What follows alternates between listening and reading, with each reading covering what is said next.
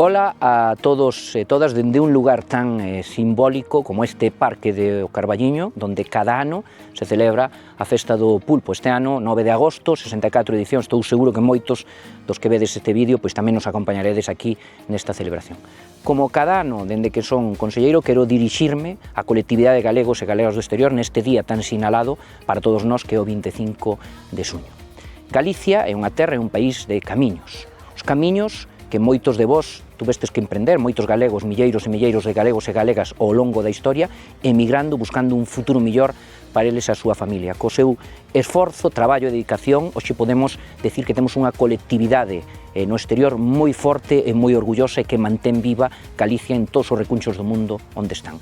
Camiños tamén os do retorno, que moitos de vós tamén estades emprendendo e que dende a Xunta de Galicia apoiamos no acompañamento, trasladándovos que si decidides emigrar, Galicia ten que ser a vosa primeira opción e que aquí podedes desenvolver, tendes que desenvolver o voso proxecto de vida e o da vosa familia.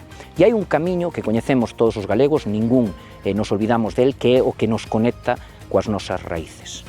Sabedes tamén que no ano 2027 o Día das Letras Galegas está dedicado a un galego ligado á emigración, a Neira Vilas. Eu son Balbino, un rapaz de aldea.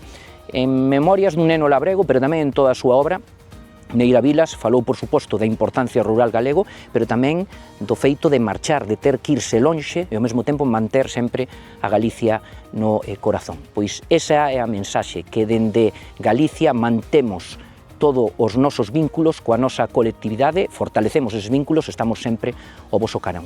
Non me quero esquecer da colectividade galega en Venezuela, que está a pasar uns momentos difíciles, trasladarlle todo o noso compromiso e solidariedade. E, por suposto, felicitar a 4 mulleres, a Claudia, a Carla, a Camila, a Beatriz, as premiadas este ano nas Medallas de Galicia, que, ademais, acreditan que o vínculo da diáspora galega con Galicia se mantén a través das diferentes xeracións.